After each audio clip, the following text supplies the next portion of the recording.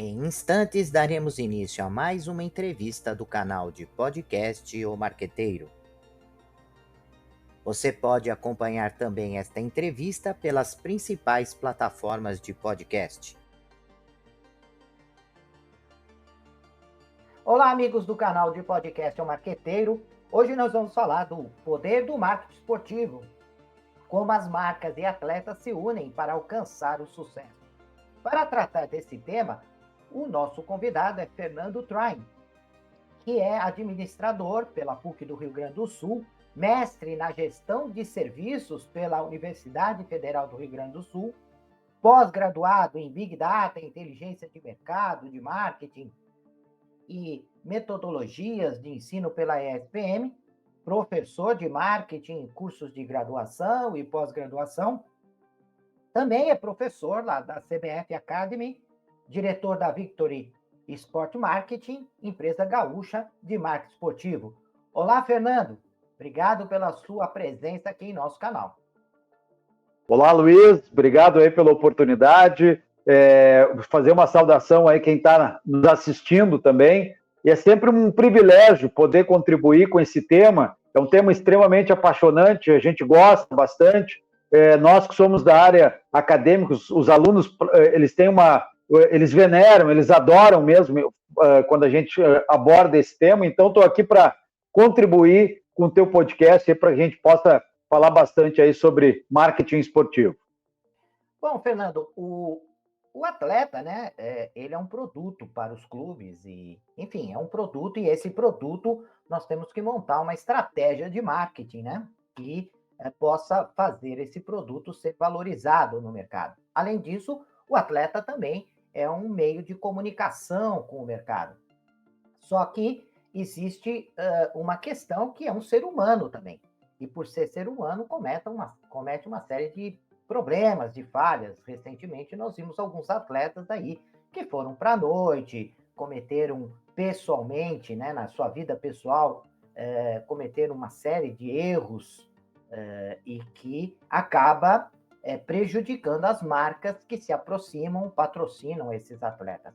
Como que é o processo, Fernando, de escolha? Né? A empresa, quando ela escolhe um atleta para ser o embaixador da marca, o que ela tem que se preocupar? Como esse processo é feito? Né? Como é a estratégia montada em cima desse atleta? Vamos lá. Eu acho que essa abordagem que tu iniciou na tua pergunta, no teu comentário, né? O atleta, sim, ele é um produto, né? Ele é um ser humano, mas que casualmente, no momento que ele ingressa no esporte, ele passa a ser um produto, e aí, evidentemente, ele tem algumas características, né? Ele leva as características pessoais, né, dele para esse meio também. Não significa que todas essas características sejam boas, digamos assim, para o mercado, né? A gente tem que fazer essa distinção. Mas claro que a gente tem que entender, assim, por exemplo, como esses atletas atuam, como eles performam dentro do seu esporte, né? E qual a relação que eles têm com algumas marcas. Eu acho que um grande exemplo disso a gente encontra no Cristiano Ronaldo, que sim, ele é Nike, né? Eu acho muito difícil. A Nike é uma empresa que vende imagem, atitude. Eu acho muito difícil o Cristiano Ronaldo usar outra marca, né? Não que não possa, mas eu acho que tem uma conexão muito forte, tem um match, como a gente diria hoje, bem interessante, né? Porque ele é um atleta, por exemplo, que se preocupa muito com essa questão pessoal. Eu brinco que ele chuta a bola e olha lá no telão, enfim, né? Você vê que hoje todo mundo olha, então isso também hoje o jogo está passando lá, está todo mundo se olhando.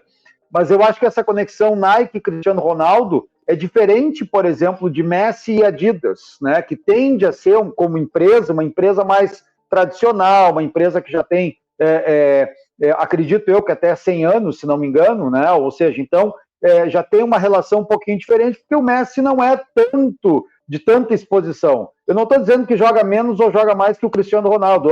Ambos são atletas excelentes, né? Mas que têm características diferentes para se associar às marcas, né? Então, esse cuidado, a gente tem que encontrar a melhor solução. A gente tem que também entender que o uso de celebridades não é exclusividade do segmento esportivo, a gente percebe isso em outros, na moda, por exemplo, isso é muito presente, né? Na parte de maquiagem, enfim, Então, isso já vem de um histórico bastante interessante. Claro que o esporte tem um apelo também muito forte, e aí faz com que daqui a pouco as empresas comecem a olhar também para os atletas, né? Eu acho que aqui no Brasil a gente pode evoluir um pouquinho mais nesse sentido. A gente normalmente tem a referência do que acontece lá nos Estados Unidos, na Europa, né?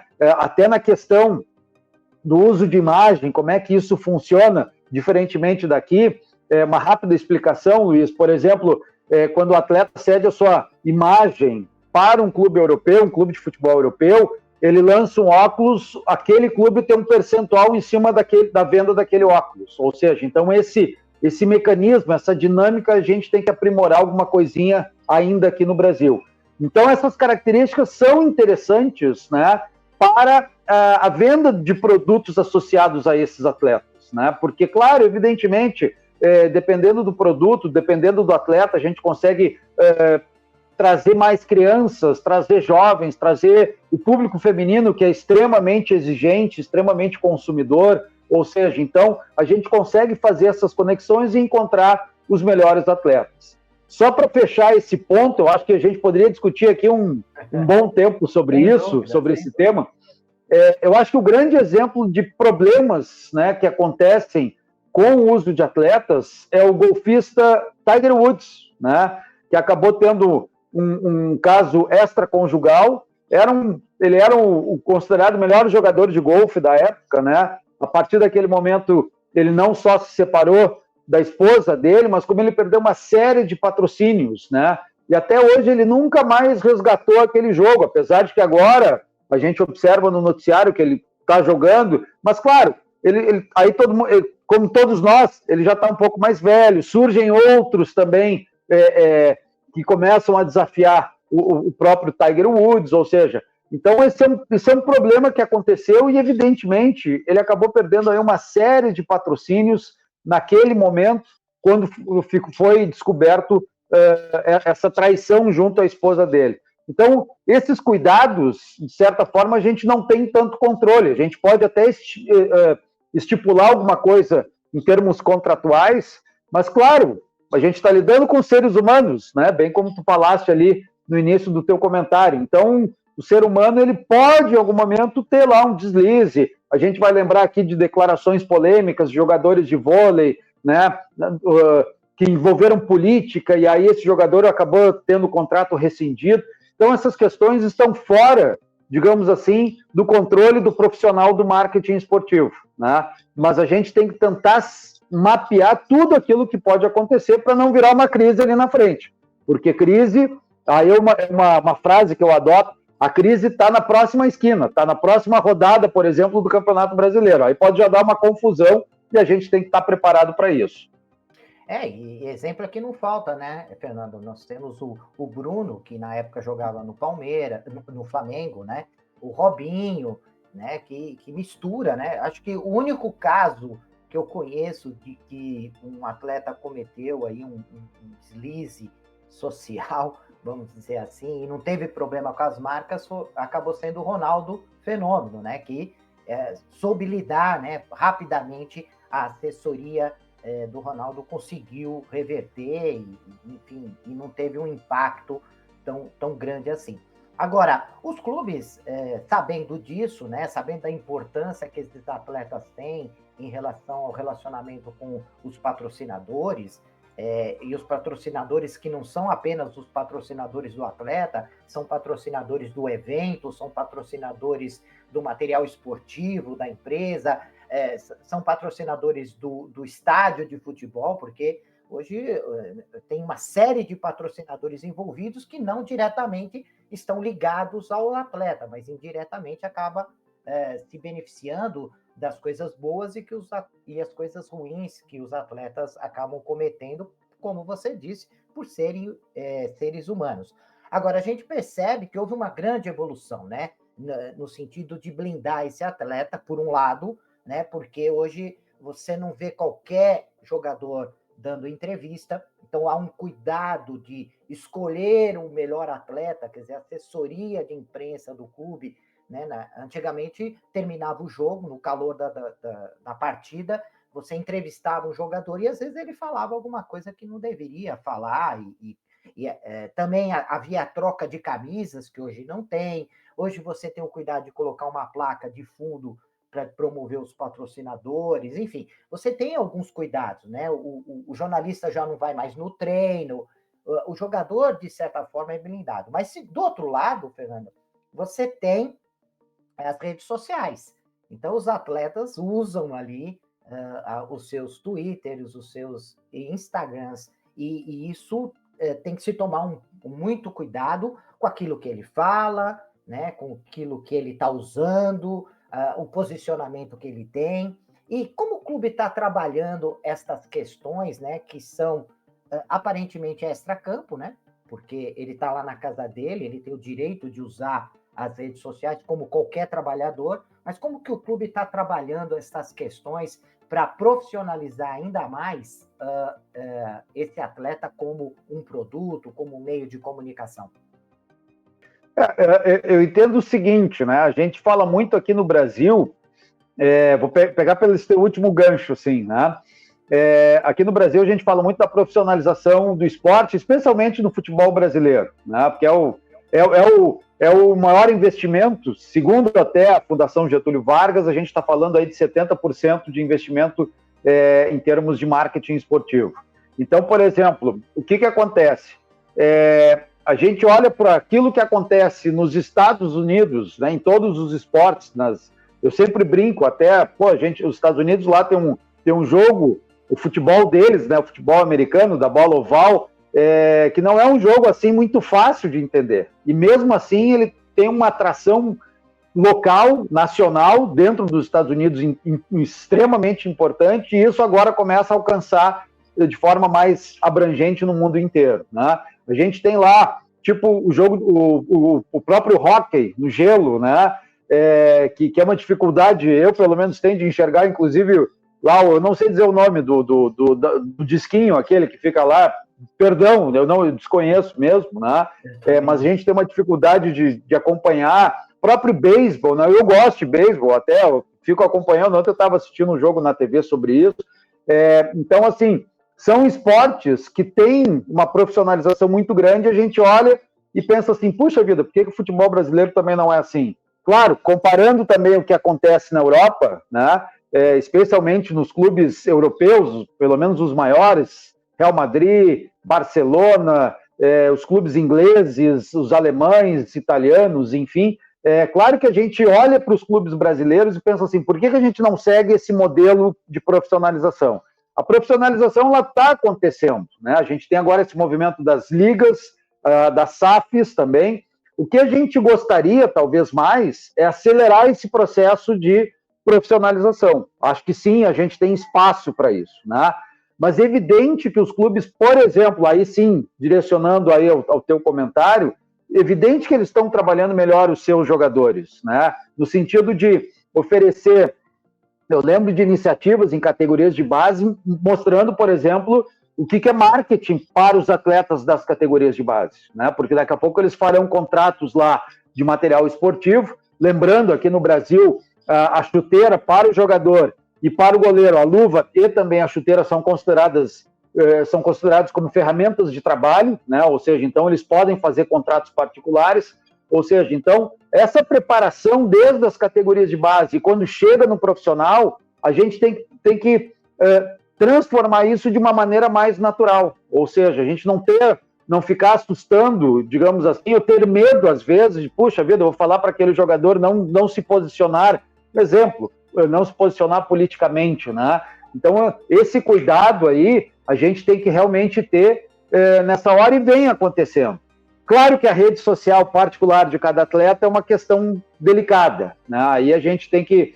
Mas como todos nós, todo mundo tem CPF, todo mundo tem responsabilidade, eu acho que toda vez que a gente emite uma opinião, né, seja atuando no meio esportivo ou não, a gente tem uma consequência daquilo ali, né? Às vezes uma consequência legal, às vezes uma consequência do ponto de vista contratual, às vezes uma consequência de perda de amizade ou briga na família, como às vezes acontece também, né?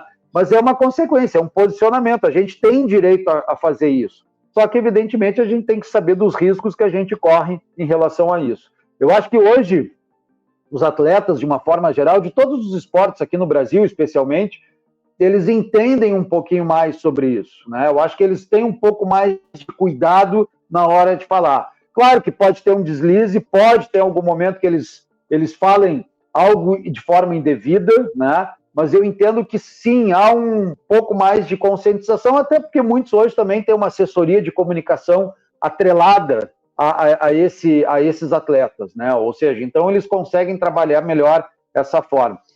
Tem uma questão importante também dos patrocinadores, né? A gente vai lembrar do caso do Cristiano Ronaldo, falamos antes ali sobre ele, continuo idolatrando ele como atleta, mas ele pisou na bola, na verdade, lá na última edição da Euro, quando ele falou lá da marca da Coca-Cola, que não era uma bebida saudável, né? Ali ele não tinha nenhum direito de falar sobre aquilo ali, né? Porque ali era um patrocinador da competição, ele está sujeito às regras comerciais da competição. Então a opinião pessoal ali não cabia naquele momento, né? Diferentemente, aí sim eu acho que a gente tem que ter um cuidado, né? Por exemplo, do Pogba, que é de religião muçulmana, e quando tinha lá uma garrafa de cerveja, que era da Heineken, né? O que ele fez? Eu não quero essa garrafa aqui em respeito à minha religião. Isso eu entendo que sim, é um cuidado que os gestores das empresas, né, têm que se ligar. Então, por exemplo, quem vem dar entrevista, o Pogba é muçulmano, opa, então tira lá a garrafa de cerveja da frente dele, ou talvez use uma cerveja sem álcool, alguma coisa nesse sentido. Eu acho que é diferente de uma opinião pessoal como fez o Cristiano Ronaldo. Então, aí eu entendo que a gente tem que ter esse cuidado aí um pouquinho maior em relação a quem vem, por exemplo, para dar entrevista. Você tocou num assunto extremamente importante, Fernando, que é não só a preocupação do atleta ou do clube o qual ele está vinculado, ou o vínculo que ele tem a uma modalidade esportiva, tem que ter esse tipo de preocupação, mas a empresa patrocinadora, né? Porque tem que saber que ela está patrocinando algo que não é uma máquina, que não vai corresponder 100% como uma máquina faria aquilo que a empresa quer que ele faça. Então, esse cuidado por parte de quem patrocina, eu acho interessante a sua colocação, porque também tem que entender quem é esse produto, né? Quem é esse atleta que está sendo patrocinado, respeitando as suas características, né? Porque senão nós vamos transformar os atletas como um jogo de videogame, onde você tem lá um bonequinho e ele vai reproduzir o que a programação está preparada para que ele faça. Então, tem que se tomar esse cuidado. Uma outra questão que eu não poderia deixar de falar, né? Com essa entrada no mercado de uma maneira muito forte das bets da vida, né? Que são as casas de aposta e tudo mais, nós estamos percebendo alguns atletas também se perdendo nesse processo, né? Acabando entrando nessa onda aí de apostas esportivas e favorecendo alguns apostadores, e isso é uma preocupação também muito grande, né? Porque isso vai debilitando não só o clube, mas vai debilitando aquela modalidade esportiva, né? Porque vai deixando de ter credibilidade, né?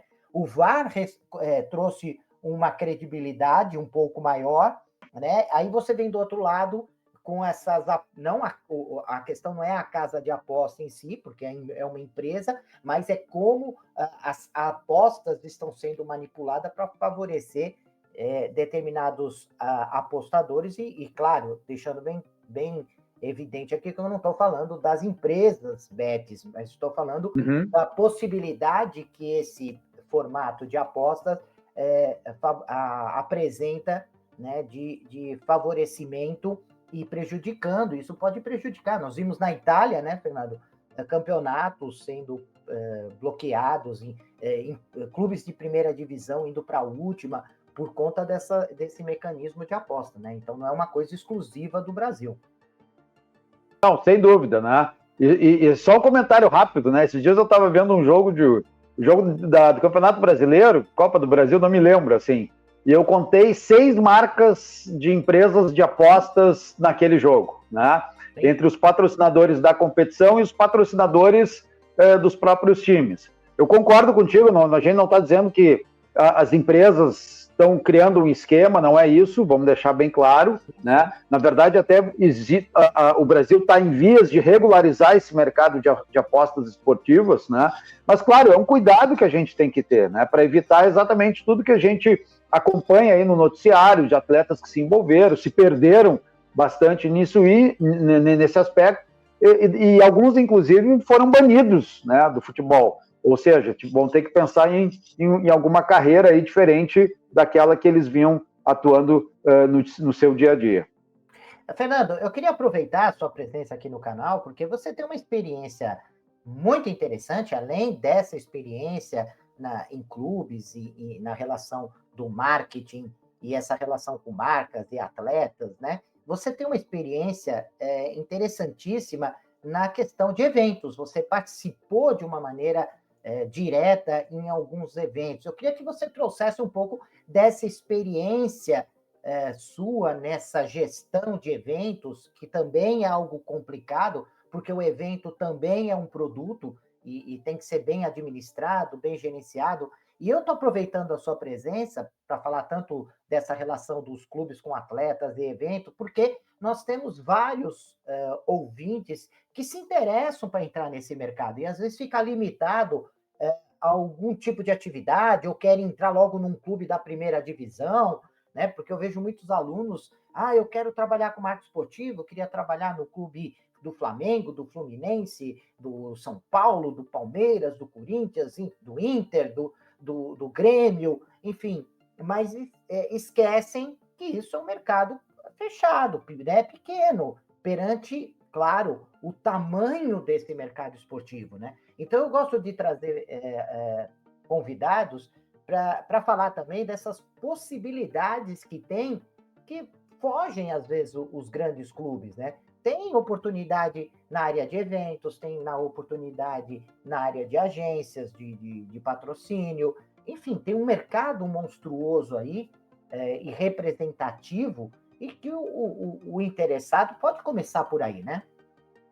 Sem dúvida, quando a gente fala da indústria do esporte, né, a gente vai entender que não é só na entidade esportiva que existem oportunidades de trabalho. A gente pode observar aí diferentes atuações relacionadas ao segmento esportivo, né? É muito curioso, por exemplo, né? Isso acontece em todas as cidades, por exemplo, que tem jogos pela Série A e Série B do Campeonato Brasileiro. Talvez Série C e D também, mas eu vou ficar pelo menos nessas duas séries, né? Vamos lá. Pegar a Série A, deixar mais claro aí o que eu quero dizer. Então, por exemplo, um time que... vamos pegar o São Paulo, por exemplo. Posso perguntar teu time, Luiz? Eu não sei, desconheço, pode. Pode, eu sou corintiano. Corintiano. Então, vamos lá. O Corinthians vem jogar pelo Campeonato Brasileiro, vem jogar aqui em Porto Alegre, né? Ele vem jogar 2 vezes. Ou seja, em 2 momentos, alguém vai buscar o Corinthians, né, no aeroporto, vai alocar. É uma empresa que faz isso, é uma empresa que presta o serviço para o Corinthians, né? Não é o Corinthians em São Paulo que vai organizar tudo isso. Não, já existem empresas que fazem esse receptivo de todos os times que vêm aqui. Claro que não é uma empresa única, isso tem uma concorrência, evidentemente, né? Então, por exemplo, vem o Corinthians, vem o Palmeiras, vem o São Paulo jogar em Porto Alegre, existem empresas que fazem esse receptivo. Essas empresas, elas estão inseridas na indústria do esporte, né? Apesar de não atuarem na prática esportiva ou mesmo assim atuando com marketing esportivo, alguma coisa nesse sentido.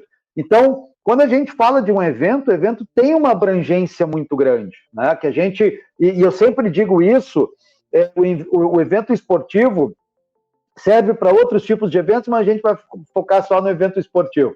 O evento esportivo, ele tem muitos interesses, né? E eu não estou falando nada ilícito aqui, por favor, tudo de forma bem clara e bem transparente. Vamos lá, é o interesse dos atletas, dos clubes que vão jogar, dos times que vão jogar, é o interesse da TV, o interesse da arbitragem, o interesse do VAR, o interesse da imprensa, o interesse do pessoal que monta a grua atrás das goleiras, o Gandula também tem interesse, ou seja, então tem uma série de interesses. Então, tu juntar tudo isso da melhor maneira, primeira dica que eu dou sempre é, não entra em nenhum tipo de embate, não vale a pena, né? Ou seja, todo mundo tem que se ajudar nessa hora. Claro que em algum momento talvez tu possa exigir um pouquinho mais, ou em algum outro momento tu vai ceder um pouco mais, mas a gente tem que entender que existem esses interesses, né? E vamos lá, e tá tudo bem, isso aí faz parte do negócio, né? Então, esse cuidado que a gente tem que ter aí também é bastante importante. Interesse dos agentes públicos, né, da empresa de trânsito que organiza o deslocamento dos juízes, dos próprios, das próprias delegações, enfim, a segurança pública, né, apesar de que hoje ela não entra mais no estádio, ela está em volta do estádio, dentro do estádio é segurança privada, mas também tem outros interesses, né? Então, esse cuidado aí que a gente precisa ter, ele é interessante, mas a gente pode pensar aí em diferentes atuações no segmento esportivo. Eu brinco, o pipoqueiro que vende pipoca no estádio também está nessa indústria do esporte. Né? O ambulante que está vendendo amendoim circulando pelo estádio, idem. Né? Ou seja, então tem uma série de interesses. Eu costumo também dizer, Luiz, o pessoal tem muito essa coisa, eu quero trabalhar no meu clube do coração, isso é ótimo, é bacana, mas a gente sabe que nem sempre, às vezes, tem essa oportunidade. Olhem para o outro lado, o lado das empresas, por exemplo, que normalmente é o lado que tem mais dinheiro, inclusive, né? Das indústrias que patrocinam o esporte ou até mesmo o futebol brasileiro. Eu lembro que quando a Copa teve aqui, o Itaú, desculpa se eu estou citando algumas marcas, mas aqui eu acho que é... Fica à vontade, à vontade. Obrigado. O Itaú, por exemplo, ele foi um patrocinador local da Copa do Mundo aqui no Brasil, e eles criaram um núcleo de marketing esportivo para melhor otimizar aquele investimento, ou seja, então a oportunidade não estava na Copa do Mundo, né? Estava mais em relação ao banco. Então existe uma série de oportunidades nessas empresas que atuam do lado que a gente chama de marketing através dos esportes, né? Ou seja, são as empresas que de alguma forma se associam ao esporte. Então tem oportunidades aí para o pessoal que está nos assistindo, claro, é uma questão de ninguém vai bater na porta oferecendo a melhor oportunidade, não é assim que a coisa funciona. Também acho, também entendo que naquilo que eu falei de profissionalização antes, né, se a gente faz uma comparação com os clubes europeus, a gente vai ver estruturas de marketing, por exemplo, muito maiores do que as dos nossos clubes, né? Aqui, normalmente, a gente está falando, sei lá, de 10, 20 pessoas, a gente está falando lá de 60, 70 pessoas nos clubes mais importantes da Europa, por exemplo, né? Porque esses aspectos da gestão esportiva, especialmente do marketing esportivo, são muitas coisas. Tem muita coisa a ser feita, digamos assim, né? E tudo isso vai cair exatamente aonde? No evento, né? O evento que é o grande caldeirão, digamos assim, de todas essas experiências, de todo esse contato com os torcedores, de trazer uma coisa que eu sempre digo, Luiz, o futebol, especialmente, tem diferentes perfis de consumo, né?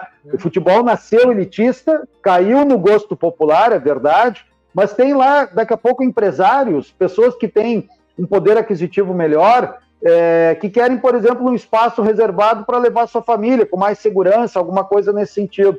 Então, a gente tem que mapear esses diferentes perfis de consumo para poder oferecer um produto adequado a cada um deles, né? Então, isso envolve exatamente toda essa inteligência de marketing que a gente precisa, através de ferramentas. Hoje a gente tem diversas ferramentas para isso, enfim, mas é uma forma da gente trazer diferentes pessoas. Aquela ideia de que o torcedor não tem tanto dinheiro, a gente sabe que sim, tem os torcedores que pedem um trocado ali na frente da bilheteria para comprar o seu ingresso, né? A gente sabe disso, mas a gente sabe também que tem gente que gostaria de ter um espaço diferenciado. Um espaço que daqui a pouco pudesse ter um atleta do passado, um atleta que está suspenso naquele jogo, ou está lesionado, alguma coisa assim, ele continua sendo um funcionário do clube, ou seja, ele também, por favor, não me interpreta mal, né? Ninguém me interpreta mal, por favor, mas ele continua sendo um produto, ele é um item que compõe o produto esportivo daquele clube. Então, dá para criar experiências nesse sentido. E a gente não está falando nada aqui de coisas absurdas. que é o que acontece lá fora, por exemplo, né? Então a gente vê muitas dessas movimentações e a gente quer que isso também fosse meio replicado aqui no Brasil. E, Fernando, para a gente já ir caminhando para o final, eu gostaria de fazer uma pergunta para você. Hoje nós estamos vivenciando a era das métricas, tudo é medido, né? Tudo é analisado.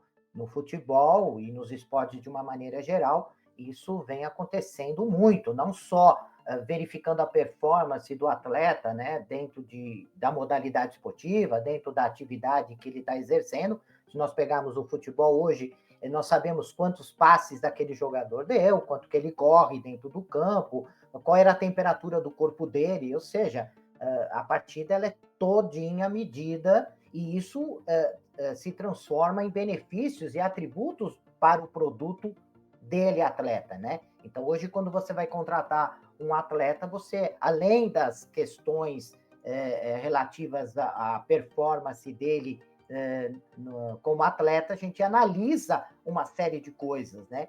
E também analisa essas atividades extra-campo, ou seja, quantos seguidores ele tem, né? A gente sabe que hoje é importante, se eu tenho dois atletas com duas características muito parecidas e o preço muito próximo, e um tem muito mais seguidores do que o outro na rede social, é claro que o clube vai acabar dando preferência ao atleta que tem uma relação com os torcedores maior do que o outro. Então, esses atributos, eles também começam a ser medidos. E os atletas precisam saber disso, né, Fernando? Porque eles sabem que hoje o produto chamado atleta depende de todas essas métricas que acompanham a vida e a performance dele, né? Sem dúvida. Uma coisa que eu acho muito legal das redes sociais, né? Eu inseri as redes sociais ao longo da minha vida, diferente do meu filho que nasceu e minutos depois já estava lá no site do hospital, né? Acho que esse processo aconteceu contigo, Luiz, né? Sim. Então a gente teve que inserir todo esse processo aí nas nossas vidas, né? E uma das coisas que eu acho mais legais das redes sociais, claro que não é todo mundo que responde, mas a gente olha, a gente acompanha lá uma atriz, um ator, um atleta, uma celebridade, enfim, e a gente olha e diz assim, cara, eles são meio iguais a nós, né? Claro que a gente não tem a fama, né? Mas daqui a pouco, sei lá, num domingo eles colocam lá, domingando, né? Alguma coisa assim, estão lá comendo um churrasco, estão na praia, como todos nós fazemos, enfim. Então, acho que a rede social meio que quebrou essa barreira, digamos assim, de ser alguém quase inalcançável, né? Tipo assim, puxa vida, eu não consigo, né? E eu acho muito legal, às vezes, quando eu faço algum comentário com algumas pessoas que eu sigo, e essas pessoas respondem para mim, né? Eu digo assim, cara, que legal isso, que barato, né? Então, acho que eu concordo contigo, a rede social hoje, né? Esses dias eu vi um dado até, vamos falar do Cristiano Ronaldo aí de novo, Cristiano Ronaldo tem mais seguidores do que uma soma de não sei quantos clubes ali que eles fizeram um levantamento, né? É evidente que isso gera interesse também, e isso vira para os atletas atributo de negociação. Evidente que sim, né? A gente não pode esquecer isso, a gente não pode achar que, não, são pessoas lá que daqui a pouco só seguem lá e... Não, são pessoas que espontaneamente resolveram seguir determinado atleta. Então, sem dúvida, eu acho que o atleta tem que ter essa preocupação, vai cair naquilo que a gente comentou anteriormente, de não falar sobre assuntos polêmicos, né? Assuntos que são, que talvez assim, nem todo mundo tem uma resposta, né? Por exemplo, o atleta não tem que falar se ele é contra ou a favor do aborto, por exemplo, né? Eu acho que não é um assunto que não é um assunto muito fácil de lidar. Eu tenho dificuldade, pelo menos, né? Então, acho que eu não tenho que dar opinião nenhuma sobre isso. Eu não preciso dar opinião toda hora também. Aconteceu alguma coisa, eu preciso dar uma opinião? Não, acho que eu tenho que falar aquilo que eu acho legal. Mas evidente, legal que eu digo interessante, por favor, né? Então, acho que o atleta ele tem que saber um pouco disso, né? E isso desmistifica, como eu falei antes, essa coisa de deixar o atleta inalcançável. Não, são seres humanos como nós, né? Que daqui a pouco um dia a gente vê na praia, a gente vê lá curtindo lá o um passeio na serra, alguma coisa nesse sentido.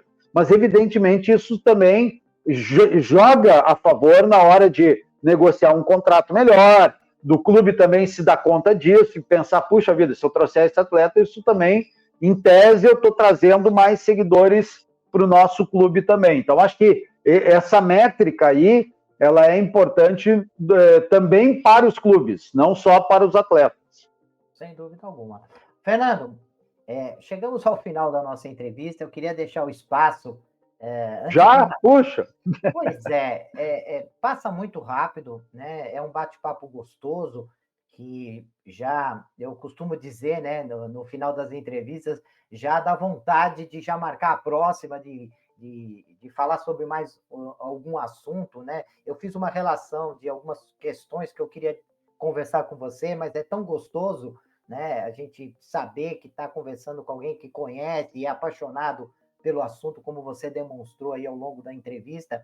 Mas, enfim, é o espaço que nós temos, né, de tempo, também não ficar cansativo.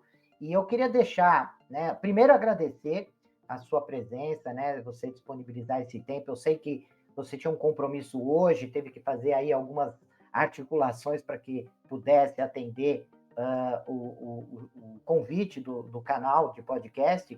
Então, eu queria te agradecer bastante e deixar agora o espaço para que você pudesse falar do seu trabalho, um contato. Nós temos vários seguidores que adoram esse assunto e mandam informações, fazem pedido de indicação de livros, porque você também atua nesse meio acadêmico, então conhece muito bem quais são os autores que tratam desse assunto. Enfim, o espaço agora é seu, Fernando.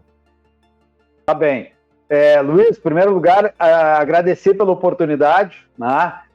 Me coloco à disposição para outras vezes, sem problema nenhum, maior prazer, adoro falar sobre o tema.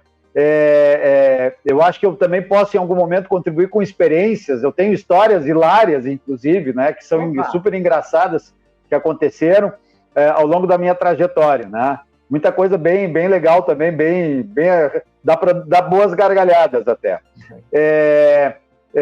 Mas, sem dúvida nenhuma, obrigado aí mais uma vez pela oportunidade. Tem uma questão que eu gosto muito, né? Eu, quando fiz o meu mestrado, por que eu fiz lá na Escola de Engenharia da URGS, né? Porque lá eles tinham lá eu estava meio cansado, assim, dessa coisa, só pegar marketing, finanças, RH, enfim, né? O caminho tradicional da administração, porque eu sempre, como torcedor, eu sempre ia num jogo de futebol e ficava pensando assim, puxa vida, mas como é que a gente pode melhorar essas questões, né? De serviços associados aos eventos esportivos. Então, a minha dissertação de mestrado foi até em cima disso, né? Foi para avaliar o estudo de caso que eu fiz até no Beira-Rio, para avaliar a qualidade dos serviços oferecidos no Beira-Rio em alguns jogos de futebol, que é um tema muito apaixonante para mim, é uma coisa que realmente eu gosto, né? Claro que eu sempre costumo dizer, quem já teve aula comigo e está nos acompanhando agora vai lembrar, eventos tem tudo para dar errado, né? Ou seja, então a gente tem que ter um cuidado aí enorme em relação a isso. E não é só o evento esportivo. Esses dias eu vi um story, por exemplo, num casamento na beira da praia, lindíssimo, uma decoração muito bem feita e tal, barará. Só não combinaram com o Netuno, Luiz, né? E o mar naquele dia estava meio revolto e acabou destruindo a decoração. Então, evento tem tudo para dar errado, né? E claro, quando a gente vai para o esporte, a gente tem situações aí bem complexas, né? Uma coisa também que eu acho que é legal comentar, a gente tem muito essa coisa, porque no Brasil as coisas não funcionam. Vamos lembrar a final da Champions League o ano passado, lá em Paris, que a gente vai lembrar das invasões que aconteceram, todos aqueles problemas, né? O jogo foi adiado ali por uns 40 minutos, 45 minutos, alguma coisa assim. Então, isso vai ao encontro do que eu digo, que o evento tem muita chance de dar errado, né? Então, mas eu adoro isso, realmente é uma área que me encanta. Lá na CBF Academy é um tema que eu gosto bastante, é o módulo que eu leciono, inclusive, né? Então, eu fico muito feliz de contar aí essa parte, né?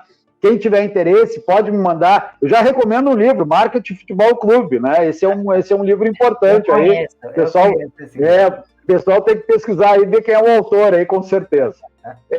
Eu vou deixar meu contato aqui, tá? Lá no LinkedIn é Fernando Traem, sem problema nenhum, pode me adicionar, pode mandar mensagem, enfim, deixo meu celular também sem problemas algum, né? 051 aqui de Porto Alegre, 992422543, pode mandar alguma mensagem pelo WhatsApp sem problema nenhum, né? Só não manda aquelas correntes, se não passar adiante e tal, aí aquelas coisas já não preciso, né? E por favor, nada de golpes também, né? Mas qualquer informação relacionada a esse mercado, alguma coisa nesse sentido, eu fico à disposição, ou pelo meu WhatsApp, ou então lá pelo LinkedIn, Fernando Traem. Então, quero te agradecer mais uma vez, Luiz, me coloco mais uma vez à disposição também, o dia que tu precisares, para a gente ter um bate-papo aí bem legal, bem gostoso, como foi até agora. Nós estamos elaborando aí um fórum de marketing esportivo para o próximo semestre, aí, agora que vai estar começando em agosto, e já fica aqui o convite para que você participe desse fórum conosco, né? Vai ser, sem dúvida alguma, e agora eu fiquei curioso dessas histórias, e vai ficar para esse evento, para que você conte essas histórias que eu gostaria de saber, sem dúvida alguma, né? Então, eu queria agradecer mais uma vez, né, a sua presença, a sua disponibilidade de tempo, e os nossos ouvintes, até o nosso próximo podcast. Até lá. Deixe seus comentários, sugestões e opiniões. E aproveite e se inscreva no canal.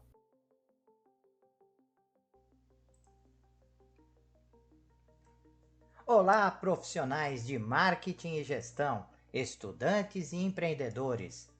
Você está procurando um podcast que possa ajudá-los a se manter atualizados e aprimorar suas habilidades?